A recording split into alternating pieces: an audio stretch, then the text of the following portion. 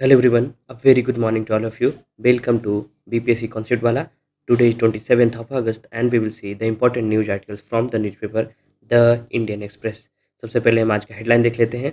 Headline में क्या है? आप देख रहे होंगे कि यूक्रेन में ना लोग मेट्रो स्टेशन के जो नीचे होता है वहाँ छुपे हुए हैं अंडरग्राउंड में। क्यों? क्योंकि रशिया के द्वारा 100 मिसाइल्स अटैक किया गया है। इसके लिए बचने के लिए यहाँ पे क्या लिखा हुआ है कि पीएम जो हमारे prime minister Mister Modi he reiterated support for the return of the peace in Ukraine. वो कह के आए हैं, लेकिन रशिया उसके बाद भी कितना 100 मिसाइल्स अराउंड द 100 अटैक है ना, drone attack Ukraine killing at the 5 persons and striking emergency facility. बोला जा रहा है कि 5 लोग का डेथ हो गया है। बाकी सब ये देखिए कि रशिया के मिसाइल का ड्रोन स्ट्राइक के डर से मेट्रो स्टेशन में छुपे हुए हैं, टेक ओवर इनसाइड। ठीक है, उसके बाद आपको हेमा कमेटी का रिपोर्ट ये रोज़ आएगा। बहुत बड़े बड़े एक्टर जाएंगे, सब मॉलिस्टर को जाना भी चाहिए है ना, जो इस तरीके का गेम खेलते हैं, मॉलिस्ट करते हैं, कास्टिंग काउच करते हैं है ना, हमारे लिए इंपॉर्टेंट नहीं हो जाता है। बाकी जम्मू कश्मीर में पोल है तो वो एलआई का है, वो हमारे लिए इंपॉर्टेंट नहीं है। इंपॉर्टेंट ये है कि Modi and Biden discuss Ukraine safety of Hindus in Bangladesh. जैसे ही हमारे प्राइम मिनिस्टर यूक्रेन से आए, वो आने के बाद पहला टेलीफोन जो हुआ है, द फर्स्ट टेलीफोनिक कॉन्वर्सेशन हुआ है किनके साथ? यूएस प्रेसिडेंट जो बाइडन के साथ। और लोग किस चीज़ के बात किए, वो ब्रीफ किए कि हम यूक्रेन गए थे, क्या क्या बातें हुई, किस चीज़ पे बात हुई। और क्या बोले कि बांग्लादेश में जो हिंदू हैं उन पे जो क्राइम हो रहा है, उन पे जो सप्रेशन हो रहा है, उसके सेफ्टी के लिए बात किए कि रिस्टोरेशन ऑफ नॉर्मलिसी, ये नॉर्मलिसी कि वहाँ का नॉर्मल कैसे सिचुएशन होगा, और इंश्योर किए कि सेफ्टी ऑफ हिंदू ज़रूरी है, वहाँ के जो हिंदू हैं उनको सेफ रहना। इस सिचुएशन के बारे में डिस्कशन हुआ किनसे? यूएस प्रेसिडेंट जो बाइडेन के साथ। बाकी ये सब हमारे लिए सब पॉलिटिकल ग्रुप है। ये वहाँ का प्रोटेस्ट का है कि व्हाट्सएप ग्रुप बन गया है और फंड रेज करने के लिए। ठीक है, तो हम बिना टाइम वेस्ट करते हुए, ऑलराइट, ये एक है कि कंगना रनावत ने बोला था कोई इंटरव्यू में, सुश्री कह सकते हैं कि कंगना रनावत जी ने कहा था कि जो किसान आंदोलन हो रहा था, द फार्मर एजिटेशन, उसमें वहाँ रेप हो रहा था। और ये इनका कहना है ना, कि वहाँ रेप हुआ था और डेड बॉडीज को ऐसे लटका के टांग दिया गया था। उसके बाद बीजेपी का ऑफिशियली आया कि उनका वो अपना कहना है, इसमें पार्टी का कोई मत नहीं है ना। तो सब फालतू का काम होते रहता है। चलिए शुरू करते हैं। पहला आर्टिकल हमारा क्या है कि जो हमारे होम मिनिस्टर हैं अमित शाह जी, वो अनाउंस किए कि 5 नया डिस्ट्रिक्ट बनेगा। कहाँ बनेगा? लद्दाख में बनेगा। Will get more focus. ये कौन बोले कि अगर 5 डिस्ट्रिक्ट में हम ये बाइफर्केट कर देंगे वहाँ के एरिया को, तो वहाँ ज़्यादा प्रोस्पेरिटी, डेवलपमेंट, ये सब होगा। कौन कौन सा डिस्ट्रिक्ट बना है हमारे लिए इंपॉर्टेंट होता है? पहला डिस्ट्रिक्ट जंस्कर, फिर द्रास, शाम, नुब्रा एंड छंगथंग। ये 5 डिस्ट्रिक्ट बना है। 5 डिस्ट्रिक्ट का अनाउंस किया गया है और बोला गया है कि उसके जब वो बनेगा, कौन कौन सा न्यू 5 डिस्ट्रिक्ट, जंस्कर, द्रास, शाम, नुब्रा एंड छंगथंग, तो वहाँ के लोगों को बेनिफिट होगा। और door to door step ball, ये क्लस्टरिंग गवर्नेंस होगा। ये सब बोला गया है। हमारे लिए इम्पोर्टेंट क्या हो जाता है कि क्या कोई स्टेट गवर्नमेंट जब अपने स्टेट में डिस्ट्रिक्ट्स बनाना चाहती है तो वो कैसे बनाता है? तो उसका 2 उपाय आप लोग सब पढ़ेंगे पॉलिटी में, कि या तो एग्जीक्यूटिव एक्शन के थ्रू, या तो क्या करेगा कि वो स्टेट असेंबली में पासिंग ए लॉ, है ना। ये 2 तरीके से। लेकिन यहाँ पे क्या है, यहाँ पे यूटी है, ये तो स्टेट नहीं है। अगर स्टेट में करना होता तब ना ये सब प्रोसीजर अपनाया जाता है, एग्जीक्यूटिव और लेजिस्लेचर वाला। यूटी में क्या है कि सीधा होम मिनिस्ट्री के अंदर आता है। इन्होंने अनाउंस कर दिया, मतलब क्या है, एग्जीक्यूटिव एक्शन के थ्रू बनाया गया है। आपको ये बताना है कि हमारे कॉन्स्टिट्यूशन में where it is written about कि हम लोग अपने बाउंड्री के साथ छेड़छाड़ कर सकते हैं, बाउंड्री को ऊपर नीचे कर सकते हैं, नाम बदल सकते हैं। कहाँ लिखा हुआ है? वेयर इट इज़ रिटन, कौन से आर्टिकल में लिखा हुआ है, कौन से शेड्यूल में मेंशन है ना। अगर और आप रिवीजन करना चाहते हैं तो शेड्यूल एरिया के लिए क्या है, नॉन शेड्यूल एरिया के लिए कहाँ लिखा हो, सब कुछ आप पढ़ लीजिएगा, रिवीजन कर लीजिएगा। एग्जाम के लिए इंपॉर्टेंट हो जाता है। मन करे कमेंट करके बताइएगा। हम चलते हैं अपने अगले आर्टिकल पे। अगला आर्टिकल के में क्या है कि इंडिया और सिंगापुर जो है वो बूस्ट करना चाह रहा है अपना टाई। बायलैटरल मीटिंग किया है दूसरा, और वो 6 पिलर पे बात हुई है। अगर हम बात करें आईएसएमआर, इसको क्या बोलते हैं? विसाइट आईएसएमआर, है ना। इसका मतलब क्या होता है? India Singapore ministerial round table conference, right. ये जो हुआ अभी वो दूसरा हुआ। आप बोलेंगे तो पहला कब हुआ था? तो फर्स्ट जो राउंड टेबल हुआ था वो 2022 सितंबर में हुआ था। और वो कहाँ हुआ था? वो हमारे न्यू दिल्ली इंडिया में ही हुआ था, हमारे देश में ही हुआ था। लेकिन ये जो अभी हुआ है कल वाला, वो कहाँ हुआ है? वो सिंगापुर में हुआ है। और इसमें 4 मिनिस्ट्री इन्वॉल्व है। कौन कौन? Ministry of finance, ministry of external affair, ministry of commerce and ministry of railway. आप यहाँ देख रहे होंगे कि रेलवे मिनिस्टर हमारे जिनको जिनको मीम ये क्या बोलते हैं उसको, इंस्टा पे जो क्या था, शॉर्ट्स, क्या शॉर्ट्स मिनिस्टर भी बोलते हैं ना, ये ये मजाक की बात है ना। ये हमारे रेल मिनिस्टर हैं, बाकी ये हमारे एक्सटर्नल अफेयर, ये हमारे फाइनेंस मिनिस्टर, और ये कॉमर्स मिनिस्टर हमारे मिस्टर पीयूष गोयल। ये चार मिनिस्टर और उनके काउंटर पार्ट सिंगापुर के ये चारों मिनिस्टर हैं। इनके बीच में मीटिंग हुआ, 6 पिलर पे बात की गई। कौन कौन सा पिलर है? अगर हम पिलर की बात करें तो वहाँ बात की गई डिजिटलाइजेशन की, वहाँ बात की गई ये स्किल डेवलपमेंट की, वहाँ बात की गई सस्टेनेबिलिटी की, ठीक है, सस्टेनेबिलिटी की। उसके बाद बात की गई हेल्थ केयर और मेडिसिन की। उसके बाद बात की गई एडवांस मैन्युफैक्चरिंग की। उसके बाद बात की गई कनेक्टिविटी की। तो ये 6 टॉपिक पे बात की गई, जिसको क्या बोला गया है, tie on 6 pillars: digitalization, skill development, sustainability, health care and medicine, advanced manufacturing and connectivity. ठीक है, 4 मिनिस्ट्री इन्वॉल्व है इसमें, ISMR में, India Singapore ministerial round table में, है ना। कौन कौन सा? Finance, external affair, commerce and railway. बोला गया है कि हम लोग जो है ये सिंगापुर के साथ अपना 60th एनिवर्सरी हम बनाएंगे अपना डिप्लोमेटिक रिलेशन का। मतलब 60 साल से हमारा डिप्लोमेटिक रिलेशन है। मतलब कि सिंगापुर का जो डिप्लोमेशियल ऑफिस है वो हमारे इंडिया में है, हमारे इंडिया का जो एक ब्यूरोक्रेट होता है वो वहाँ है। ये मतलब होता है डिप्लोमेटिक रिलेशन को मेंटेन करने का, है ना, डिप्लोमेटिक रिलेशन बनाने का। तो हमारा 60वां साल है। और ये मीटिंग जो हुआ है वो बोला गया है कि अभी अगले महीने में भी हमारे प्राइम मिनिस्टर विजिट सिंगापुर। ठीक है, सिंगापुर हमारा नेबर में आ जाता है, मैरी टाइम हम उसके साथ बॉर्डर शेयर करते हैं, इसलिए इंपॉर्टेंट हो जाता है। ठीक है, अब चलते हैं आगे। आगे बहुत अच्छा न्यूज़ है, बहुत ही सुन के मन सुखद लगेगा। क्या है कि इसरो जो है, हमारा जो इसरो है, हमारा जो स्पेस एजेंसी है इंडिया का अपना, वो क्या फाइनलाइज किया है कि एक ह्यूमनॉइड स्कल बनाया है। ह्यूमनॉइड स्कल का मतलब क्या है कि ह्यूमन जैसा ही स्कल, खोपड़ी। तो वो क्रूशियल किस लिए होगा? गगनयान मिशन के लिए, जो अगले साल जाएगा। अब आपको पता होना चाहिए गगन मिशन क्या है ना। सबसे पहले तो आपको पता है इंडिया इसरो क्या है। इसरो हमारा क्या है? हमारा स्पेस अपना एजेंसी है जो क्या करती है, आप हमारे स्पेस में जितने भी सैटेलाइट लॉन्च होता है, स्पेस एक्सप्लोरेशन की बात होगी, उस पर काम करती है। अभी 2-3 दिन पहले ही हम आपको इसरो के बारे में डिटेल बताए थे कि कब बना, कैसे बना, किन का आइडिया था, है ना, कब वो कौन से मिनिस्ट्री के अंदर आ गया, ये सब कुछ बताया था। आप एक बार रिवीजन कर लीजिएगा, मन करे तो कमेंट करके बताइएगा कि who is called the father of ISRO, है ना, कि इसरो के फादर जनक किनको कहा जाता है। ठीक है, his father was also a freedom fighter और we can say a social reformer. ठीक है, तो अगर हम गगनयान मिशन की बात करेंगे तो गगन मिशन क्या है कि ये हम लोग ऑर्बिटल स्पेस क्राफ्ट में बैठेंगे और हम कहाँ जाएंगे? स्पेस। तो आप लोगों को सबसे पहले ये पता होना चाहिए कि स्पेस किसको कहते हैं। ये हमारा अर्थ है। अर्थ से जब हम 100 किलोमीटर की दूरी ऊंचाई एटमॉस्फेयर में जाते हैं, जब 100 किलोमीटर के पार एक कर्मल लाइन आता है, जब कर्मल लाइन को हम क्रॉस करते हैं ना, तो उसके बाद का जो भी एरिया आता है उसको हम क्या कहते हैं? स्पेस। उसको हम बोलते हैं कि स्पेस बिगिन हो गया। उसके पहले किस में आता है? हमारा एटमॉस्फेयर में ही आ जाता है। आपको पता होगा कि लेयर होता है ट्रोपोस्फेयर, स्ट्रेटोस्फेयर, मेजोस्फेयर और थर्मोस्फेयर, उसके बाद एक्सोस्फेयर। तो आपको पता है कर्मल लाइन जो है वो मेजोस्फेयर और थर्मोस्फेयर के बीच में आता है। ठीक है, और कर्मल लाइन जब 100 किलोमीटर हम जब पार करते हैं तो 100 लाइन पे कोई लाइन वहाँ नहीं। ये एक बात और मन में डाल लीजिए कि क्या वहाँ जैसे हम ऊपर जाएंगे एटमॉस्फेयर में तो क्या कोई लेयर का एक लाइनिंग खींचा हुआ? नहीं, these all lines are imaginary lines. वो हमारे ये ह्यूमन, ये एंथ्रोपोलॉजिकल एडवांसेस है ना, हमारे द्वारा बनाया हुआ है कि एक लेयर होगा, ये लेयर के बाद ये लेयर होगा, है ना, जैसे ट्रोपोस्फेयर फिर स्ट्रेटोस्फेयर। तो क्या ट्रोपोस्फेयर जब हम पार करेंगे तो यहाँ पे एक लेयर दिखेगा? नहीं, हम वो खुद बनाए, इमेजिनरी लाइन है। उसी तरीके से जैसे ही आप अर्थ से 100 किलोमीटर ऊपर जाएंगे ना तो आपको एक लेयर दिखेगा, है ना, दिखेगा नहीं, वो माना जाता है, उसको हम बोलते हैं कर्मल लाइन। और कर्मल लाइन के ऊपर जैसे ही जाते हैं वो सारा एरिया को हम क्या बोलते हैं? स्पेस बोलते हैं। तो हमारा जो गगनयान मिशन है वो क्या करेगी? एक रॉकेट बनाएंगे, उसमें 3 लोग बैठेंगे, है ना। अभी तक जितने भी हम रॉकेट भेजे उस सैटेलाइट को बस भेजने के लिए बनाए हैं। इंडिया अभी तक कभी भी किसी को नहीं, आदमी को नहीं भेजा है ना, ह्यूमन को नहीं भेजा है। ये हमारा पहला अटेम्प्ट होगा।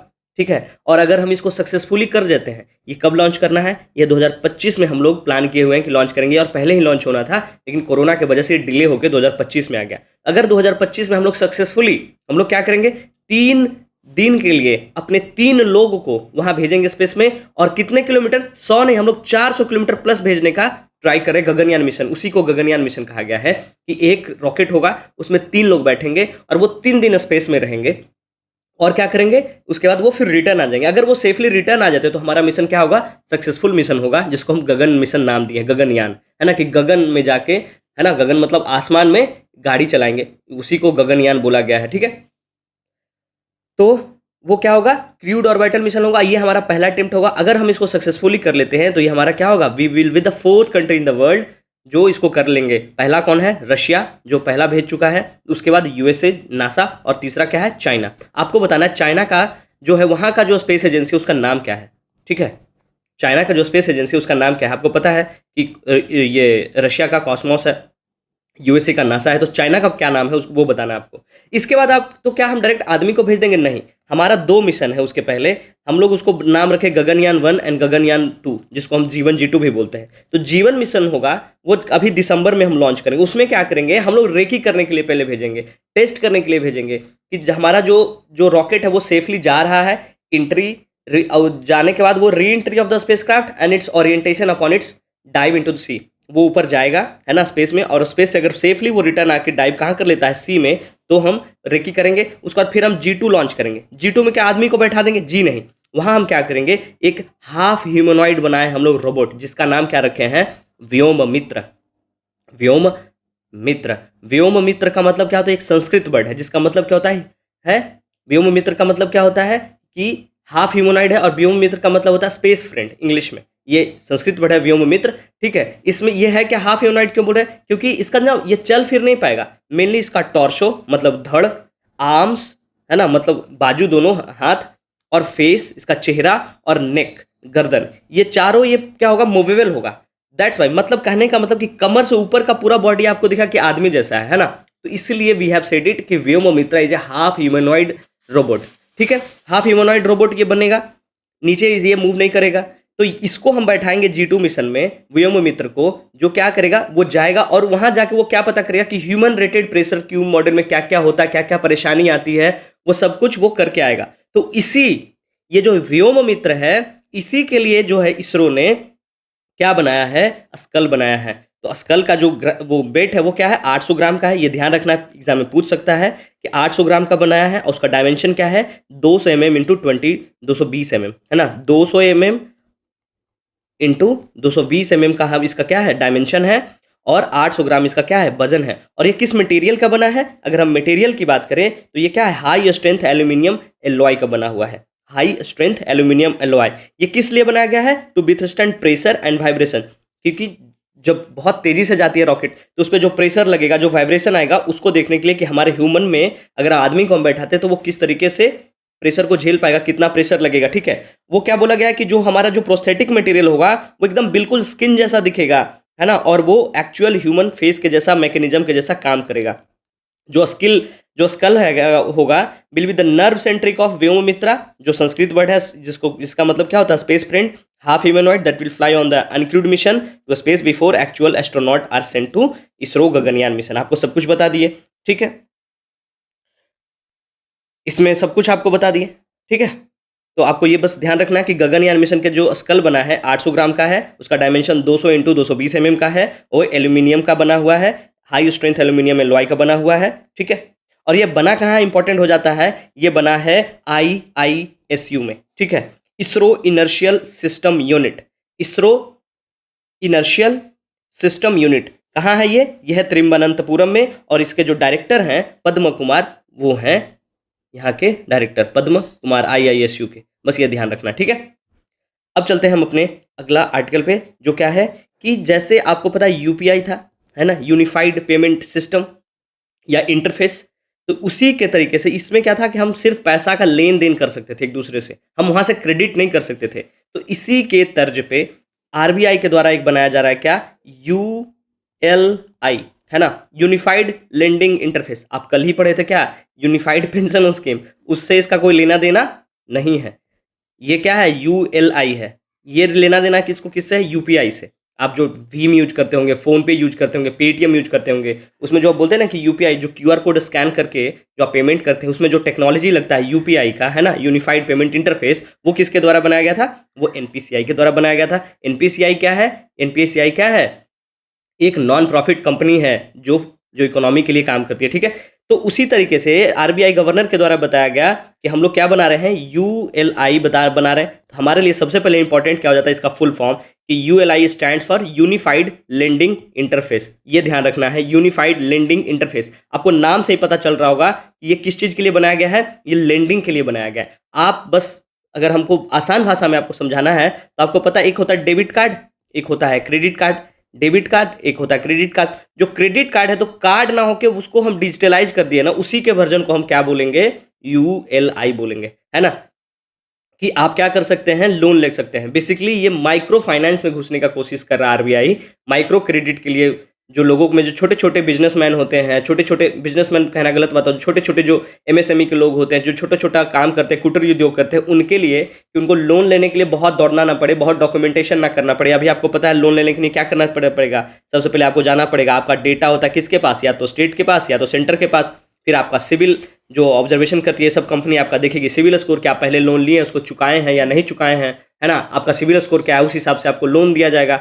लेकिन वो सब सिस्टम को हटा के गवर्नमेंट क्या लाई है, यूएलआई, जो माइक्रो क्रेडिट करेगी कि आपको 20,000 तक का लोन लेना है आपका, वो ये किस चीज़ पे काम करेगी, ये जो काम करेगी यूएलआई का स्ट्रक्चर होगा वो क्या है, एपीआई, है ना, ऐप एप्लीकेशन प्रोग्राम इंटरफेस। इसमें क्या होगा, या उसको क्या कह सकते हैं, mechanism that enable to software components to communicate with each other. एक दूसरे से कम्युनिकेट करेगा और आपको इंश्योर करेगा digital access of information about your diverse sources, कि आप कहाँ से कितना पैसा का ट्रांजेक्शन कर रहे हैं, कितना पैसा कहाँ से लोन लिए हैं, आप लोन लिए हैं तो उसको रिटर्न किए हैं या नहीं किए हैं, वो सब करेगा और आपको तुरंत के तुरंत पैसा दे देगा। ठीक है। अब बोला गया कि ये जो इनके द्वारा बोला गया कि यूएलआई है क्या, तो आरबीआई का जो लास्ट अगस्त में started A take platform for enabling frictionless credit, है ना। ये क्या है कि जो फ्रिक्शनलेस क्रेडिट आपको इनेबल करेगा, है ना। इसका नाम क्या है, यूनिफाइड लेंडिंग इंटरफेस। और initiative still in the pilot stage, अभी बना नहीं है कंप्लीटली, अभी बनेगा, अभी ये पायलट स्टेज में चल रहा है, इसका टेस्टिंग हो रहा है। जब ये फाइनली आ जाएगा तो आपको बताया जाएगा। ये ULI aims to bring efficiency in the lending process by reducing cost and facilitating quicker disbursement and scalability. आपको जो बताया वही ये बात बोला गया है। आपको क्या बताया कि particularly for agriculture and MSME borrowers, उनके लिए किया गया है। अगर हम बात करें कि why is this development significant, ये जो डेवलपमेंट हम करें वो सिग्निफिकेंट कैसे है, क्यों है, तो बोला गया कि अभी रिसेंट ईयर में हमको पता है कि जैसे ही मोदी गवर्नमेंट आई थी, क्या कर दिया गया था, डिजिटलाइज ये डीमोनेटाइजेशन किया था। डीमोनेटाइजेशन करने का मतलब क्या हो कि जो उस समय का करेंसी था उसको क्या किया था, नल एंड वाइड करके नया करेंसी इंट्रोड्यूस करवाया गया था। फिर ये जो करेंसी का क्रंच आया, उसके बाद गवर्नमेंट के द्वारा बोला गया कि we have did this because of to digitalize the money. उसके लिए उस समय यूपीआई वगैरह बहुत फेमस हुआ। तो हम लोग क्या बोल रहे हैं कि the concept of digital public infrastructure, जो इनकरेज क्या करता है बैंक को, एनबीएफसी को, फिनटेक कंपनीज को। बैंक तो आपको पता है बैंक होता है, जो भी बैंक, एसबीआई, पीएनबी, है ना, बैंक ऑफ बड़ौदा, बाकी प्राइवेट बैंक में बात करें आईसीआईसी, एचडीएफसी, ये सब। एनबीएफसी क्या होता है, नॉन बैंकिंग फाइनेंशियल कॉर्पोरेशन, जैसे पेटीएम हो गई, है ना, एयरटेल बैंक हो गया, पेटीएम बैंक हो गया, वो सब जो क्या है नॉन बैंकिंग फाइनेंशियल कॉर्पोरेशन है। फिनटेक में बात करें, फिनटेक कंपनी की जो फाइनेंशियल टेक्नोलॉजी के से काम करती है, जैसे हो गया कौन कौन सी कंपनी, पेटीएम, पेटीएम बैंक नहीं, पेटीएम, फोन पे, है ना, गूगल पे, ये सब क्या है, फिनटेक कंपनी है। And startup to create a companies and तो startup to create and provide innovative solution to payment, जो क्या करती है, पेमेंट देती है, क्रेडिट देती है, अदर फाइनेंशियल एक्टिविटी। तो यूएलआई क्या करेगा, बिल मेजर माइलस्टोन उस प्रोसेस में काम करेगा। जैसे आप पहले पेटीएम से भी तो पैसा भेजते थे ना, तो उस समय यूपीआई नहीं था तो पेटीएम से भेजते थे, लेकिन जैसे ही यूपीआई आया तो क्या एक रिवॉल्यूशन आ गया पेमेंट कल्चर में। उसी तरीके से लेंडिंग में ये क्या करेगा, माइलस्टोन बनेगा।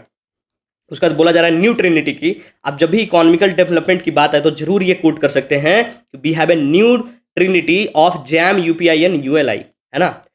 ये तीनों ट्रिनिटी क्या है, जैम, जैम क्या होता है, जनधन, आधार और मोबाइल। आपको पता है ये टूल क्या है, jam, Jan Dhan, Aadhaar and mobile जो टूल है वो क्या है, कहाँ यूज कर जाता है, जो गवर्नमेंट जो ट्रांसफर कैश बेनिफिट जो दिया जाता था आपको सब्सिडी के रूप में, उसको डायरेक्टली जो बेनिफिट के अकाउंट में ट्रांसफर किया जाता है उसी को क्या बोलते हैं, जनधन, आधार और मोबाइल, है ना। तो आप ये यूज कर सकते हैं कि JAM, we have a new trinity of JAM, UPI and ULI, जो क्या करेगा, रिवोल्यूशनरी स्टेप होगा forward in India digital infrastructure journey.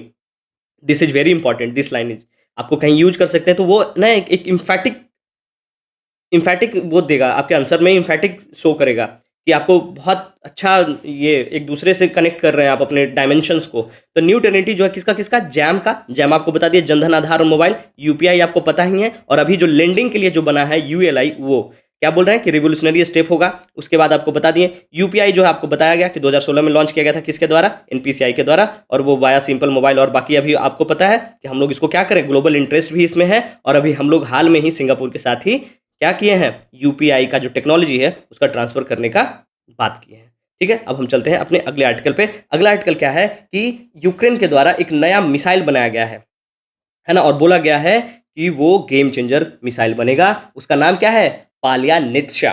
ठीक है, क्या नाम दिया गया है, पालियानित्शा।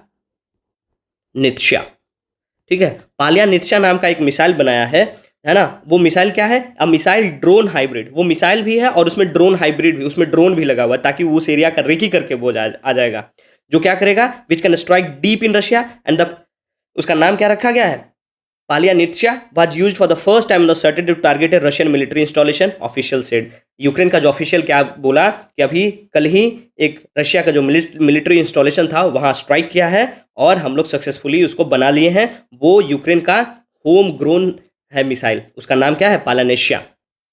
पालियानित्शा, ये ध्यान में आपको रखना है कि what is Palianytsia. So Palianytsia is a missile drone hybrid. उसमें मिसाइल भी है और वो ड्रोन का भी काम करेगा। बोला गया कि नेसेसरी क्यों है, क्योंकि आपको पता है कि दोनों में टसल चल रहा है, तो बहुत ज़रूरी हो जाता है। बस यही ध्यान रखना है और कुछ ध्यान रखने का जरूरत नहीं है। इसमें एक चीज़ और है, ATACMS मिसाइल। ठीक है, मिसाइल, उसका मतलब क्या होता है, army tactical missile system. Army tactical missile system. ठीक है, बस ये ध्यान रखना है। बाकी एक दूसरे का बोलेंगे। जो प्लेनेशिया का जो रेंज है वो कितना रेंज है, 700 किलोमीटर रेंज है ना, जो कि जिसको कंपेयर किससे किया जा रहा है, आर्मी टैक्टिकल मिसाइल सिस्टम से, ATACMS से। ठीक है, बाकी अगले चलते हैं। अगला आपको ये दिखने में लगेगा कि जो पोलियो वैक्सीन है ना, अभी आपको सुनने में आ रहा होगा कि कहीं कहीं, कभी मेघालय में, कहीं कहाँ, केरला में, कभी आपको महाराष्ट्र में केसेस मिल रहा है बच्चों में पोलियो का। तो पोलियो को जो और हम नाम क्या बोलते हैं, पोलियो, पोलियो मिलिटिस, पोलियो माइलिटिस। ठीक है, इसका ऑफिशियल नेम है ये। तो अभी आपको मेघालय के जो वेस्ट खारो हिल्स डिस्ट्रिक्ट है, वहाँ 2 साल के बच्चों को, बच्चा एक है, उसमें पोलियो टेस्ट पॉजिटिव आया और हाईली इन्फेक्शियस है ना, possibly fatal viral disease that affiliated millions but now has largely win. आपको पता है एक समय था जब पोलियो से बहुत लोग, उसमें क्या होता है, आपके बॉडी को पैरालाइज कर दिया जाता है। आपको बताया अगर पोलियो वायरस की बात, तो पोलियो किस तरीके का वायरस है, पोलियो इज RNA वायरस, जो क्या है, सिंगल स्ट्रैंडेड वायरस है। सिंगल स्ट्रैंडेड वायरस है, RNA। जो भी RNA वायरस होता है, जैसे कोरोना का वायरस है ना, वो भी क्या था, सिंगल स्ट्रैंडेड वायरस है, वो भी RNA वायरस था। तो जो RNA वायरस होता है ना, वो बहुत जल्दी म्यूटेट होता है और वो बहुत फीटल होता है। उसी तरीके से जो पोलियो का जो वैक्सीन आपको देने के बाद भी बोला गया, तो मिनिस्ट्री ऑफ हेल्थ के द्वारा क्या बोला जा रहा है, ये जो वैक्सीन, जो पोलियो का जो केसेस आया है, वो क्यों है, क्योंकि वैक्सीन डिराइव्ड है। आपको पता है जो पोलियो का जो वैक्सीन है वो हमारा क्या है, ओरल वैक्सीन है। तो ओरल वैक्सीन के कारण ही कुछ कुछ जो बच्चे कम इम्यून के होते हैं ना, वैसा बच्चा जिसका इम्यूनिटी सिस्टम बहुत वीक है, उसमें पोलियो वैक्सीन के कारण ही पोलियो वायरस आ जाता है। ठीक है, वो एक दूसरे वो कर लेता है, म्यूटेट करने लग जाता है। तो official of ministry, union health ministry के द्वारा बोला गया कि जो केस आया है मेघालय में, या फिर जो महाराष्ट्र में, या फिर जो कहाँ कहाँ आया था केस, केरला में, वो क्या है, वो जो केस है वो वैक्सीन ड्रिवन ही है। अब वैक्सीन ड्रिवन क्या होता है कि जो वैक्सीन ड्रिवन वैसा तरह का जो पोलियो वायरस है, वो कैसा स्ट्रेन है जो related to weakened version of the live polio content in the oral polio vaccine. जैसे आप ओरल पोलियो वैक्सीन 2 बूंद है ना जिंदगी के, आप सब सुने होंगे, जो बच्चन साहब आते हैं और वो बताते हैं ऐड में कि 2 बूंद जिंदगी की। उसी में बोला गया है कि वो जो वैक्सीन होता है, उसी में वो कुछ लाइव पोलियो वायरस कंटेन होता है। तो वो जो लाइव पोलियो वायरस जो जो लो इम्यून सिस्टम के बच्चे होते हैं ना, उनको अटैक कर देता है और वो नया स्ट्रेन बन जाता है। उसी को हम क्या बोल रहे हैं, वैक्सीन ड्रिवन पोलियो वायरस। इसमें बोला गया है कि हमारा जो पोलियो, इंडिया का जो पोलियो फ्री स्टेटस है, उसको ये जेपरडाइज नहीं करेगा, क्योंकि ये पोलियो, ये जो वैक्सीन ड्रिवन है। उसके बाद यही बताया गया है, आपको बताते चले कि जो ओरल पोलियो वैक्सीन है वो कौन बनाया था, अल्बर्ट साबिन, है ना। और हम लोग कब हो गए हैं पोलियो फ्री, 2014 में। ये ध्यान रखना है, क्योंकि पोलियो का केसेस इस साल आप देखेंगे तो 2-4 बार आ गया है।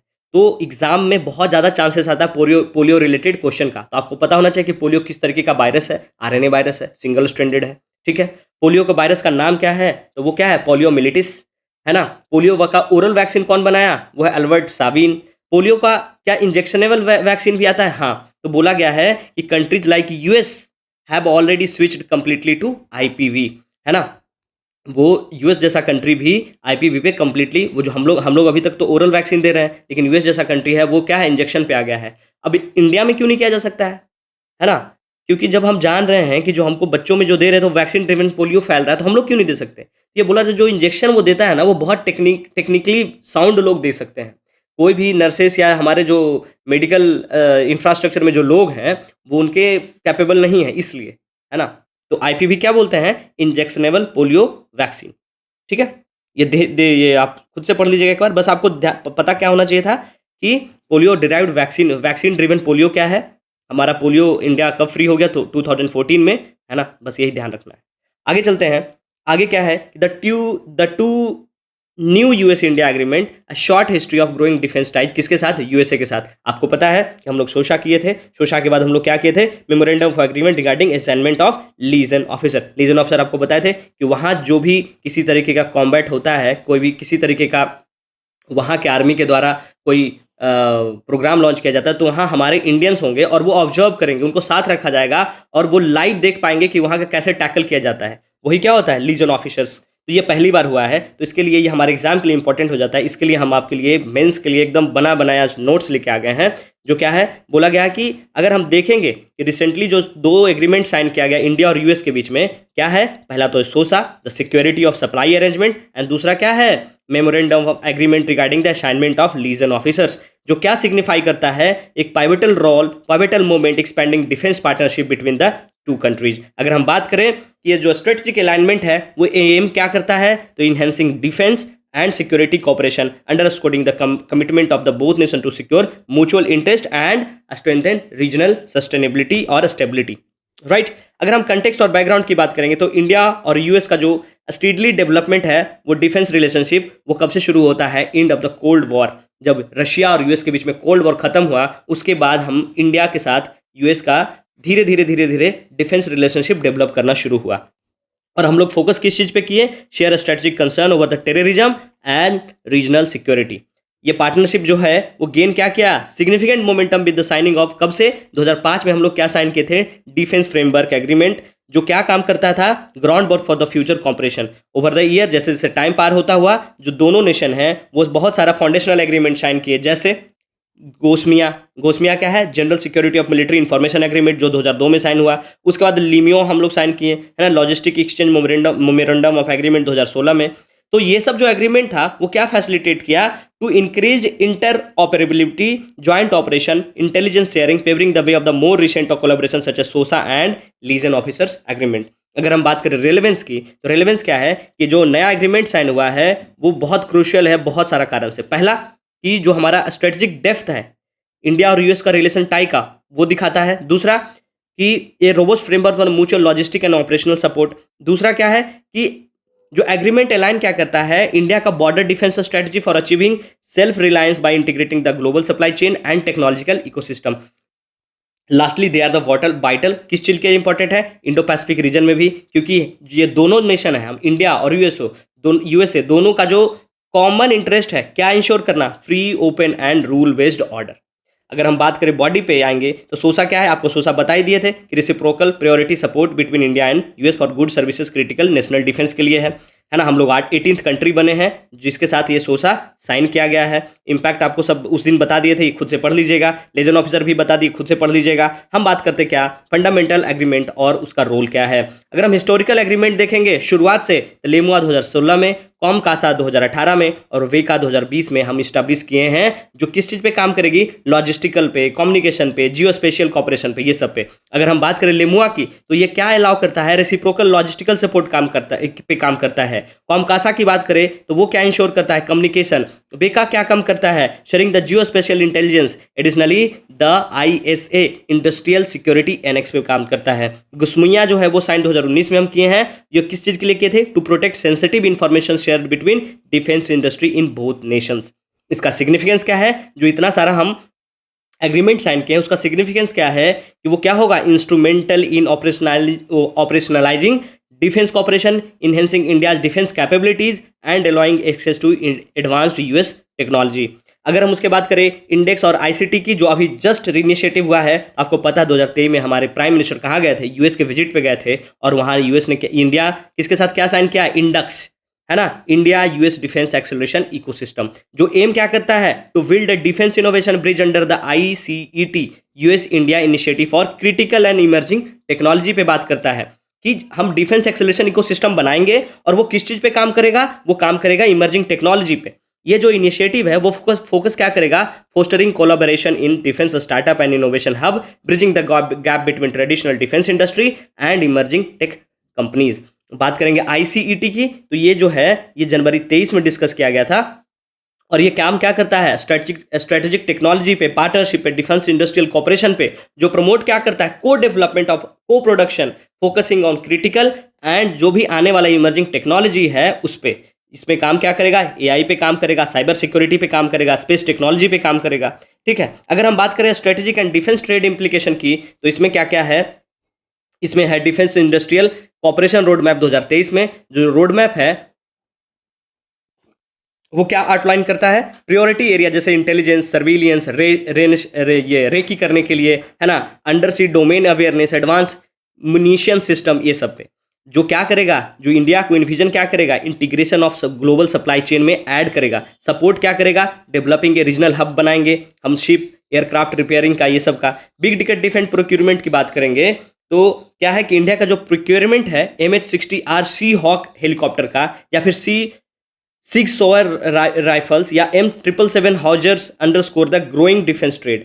Future plans include the manufacturing of GEF 414 jet engine, हम लोग खुद से प्लान कर रहे हैं मैन्युफैक्चरिंग करने का, और acquisition of MQ-9B high altitude long endurance UAV क्या है, aerial vehicles, reflecting the depth of defence partnership. अगर हम बात करेंगे इसको कंक्लूड कैसे करेंगे, तो आप क्या देख रहे होंगे, कंक्लूजन जो होता है ना ऑलवेज बॉडी से ही निकल के आता है ना, कोई नया चीज इसमें ऐड नहीं किया जा सकता है। तो ये क्या बोला जाए, the signing of SOSA and liaison officers agreement highlight the evolution of India US defence ties and the comprehensive partnership. These agreements are testament of the strategic alignment between two nations, enhancing their ability to collaborate on mutual defense objective and ensuring security in the Indo-Pacific region. As India continue to assert itself on global stage, its partnership with US will play a crucial role in shaping regional and global security dynamics. अगर हम बात करें और क्या क्या हमको help मिलेगा, तो obviously biodiversity of ecological importance में, कल्चरल और हिस्टोरिकल सिग्निफिकेंस, इकोनॉमिकल एस्पेक्ट और जियोपॉलिटिकल सिग्निफिकेंस। आप खुद से इसको रीड कर लीजिएगा, नोट्स बना लीजिएगा। इंडिया यूएस आपको पता है कि हम लोग सिग्निफिकेंटली उसके साथ अपना टाई बढ़ा रहे हैं, हमारा रिलेशनशिप बहुत अच्छा हो रहा है ना, क्योंकि यहाँ का जो बहुत सारे लोग हैं यूएस में रहते हैं, तो इसलिए भी जरूरी है, वहाँ इलेक्शन भी है, और बीपीएससी का तो बहुत फेवरेट सवाल भी, प्रीलिम्स में भी यूएस से कुछ भी न कुछ जरूर एक सवाल रहेगा, और मेंस में भी रहेगा, इसलिए ये जरूरी हो जाता है। बाकी आज हम मैप नहीं लाए हैं क्योंकि सेम वही यूक्रेन रशिया आपको बहुत बार, मतलब 50 बार बता दिए होंगे, तो सेम चीज़ को टाइम वेस्ट करने का कोई मतलब नहीं बनता है। ठीक है, कल कुछ नया आएगा तो वो बता देंगे, आपको सबको पता होगा, आपको तो याद हो गया होगा कि रशिया यूक्रेन का एरिया क्या है। ठीक है, अब क्वेश्चन ऑफ द डे में आज बात करते हैं दोनों क्वेश्चन जो बिहार से रिलेटेड है, बहुत जरूरी हो जाता है। आपको क्वेश्चन क्या बताना है कि बिहार के कौन सा जगह में बिहार का दूसरा इंटीग्रेटेड चेक पोस्ट बना है, अभी हाल ही में इनॉग्रेट किया गया है, वो कौन सा जगह है, जोगवानी, नवादा, गोपालगंज, मोतिहारी। ठीक है, दूसरा सवाल जो है कि बिहार का पहला, है ना, टर्टल का जो रिहेबिलिटेशन सेंटर होता है वो कहाँ बनाया गया है, कटिहार, भागलपुर, बांका और पटना। ठीक है, ये दोनों सवाल बताइएगा, बाकी फिर कल मिलते हैं। Thank you so much.